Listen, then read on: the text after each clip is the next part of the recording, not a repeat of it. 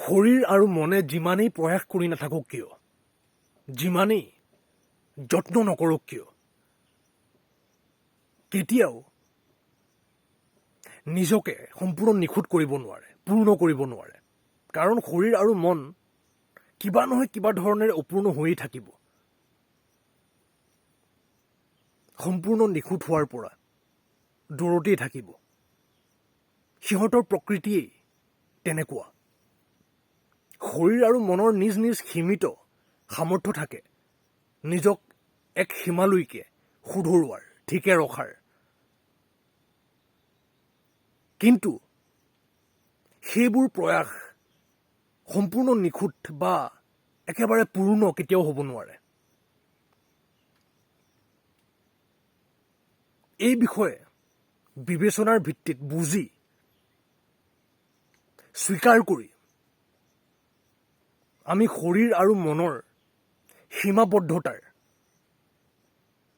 ওপৰত ভিত্তি কৰিয়েই বিবেকী এক জীৱন জীয়াই যাব পাৰোঁ, য'ত আমি শৰীৰ আৰু মনৰ গোলামী কৰা বন্ধ কৰোঁ, শৰীৰ আৰু মনৰ সৈতে জটিলতাৰে লাগি থকা বন্ধ কৰোঁ আৰু সেই দুয়োৰে সজাগ সাক্ষী হ'ব পাৰোঁ। এইটো বুজি যে শৰীৰ আৰু মন আৰু শাৰীৰিক আৰু মনোবৈজ্ঞানিক আটাইবোৰ তত্ত্ব, প্ৰয়াস, প্ৰকাশভংগী ইত্যাদি পৰম কেতিয়াও হ'ব নোৱাৰে।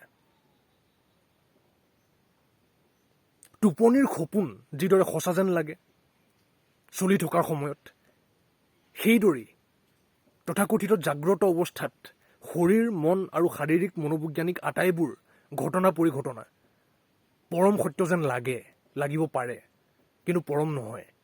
এই বুলি সজাগ সাক্ষী হৈ যেতিয়া আমি বুজিম, তেতিয়া শৰীৰ আৰু মনক নিজ উচিত স্থানত ৰাখি সেইবোৰৰ সীমাবদ্ধতাক বুজি এনে এক ভেটি তৈয়াৰ কৰিব পৰা যাব, য'ত শৰীৰ আৰু মনে নিজ সীমাবদ্ধতাৰ ভিত্তিত বিভিন্ন প্ৰয়াস কৰি যাব, নিজ নিজ ক্ষেত্ৰত প্ৰয়োজনীয়তাৰ ওপৰত ভিত্তি কৰি, নিজ নিজ সীমিত সামৰ্থ্যৰ জৰিয়তে, নিজ নিজ সীমিত বুজাৰ ক্ষমতাৰ জৰিয়তে আৰু সাক্ষিত্বত স্থিত হৈ আমি চাই যাব পাৰিম, জানি যাব পাৰিম সেই আটাইবোৰ। সেইবোৰৰ সৈতে জটিলতাৰে জড়িত নোহোৱাকৈ, সেইবোৰৰ গোলামী নকৰাকৈ, সেইবোৰৰ দ্বাৰা এক সীমাৰ পাছত প্ৰভাৱিত নোহোৱাকৈ, সাক্ষী হৈ শাৰীৰিক মনোবৈজ্ঞানিক আটাইবোৰ অনিত্য ঘটনা পৰিঘটনাক চাই যাওঁ আহক, জানি যাওঁ আহক, বুজি যাওঁ আহক, সেইবোৰক নিজ নিজ সীমিত সামৰ্থ্যৰে বিভিন্ন পদক্ষেপ গ্ৰহণ কৰিবলৈ দি যাওঁ আহক। বুজিব লাগিব আমি।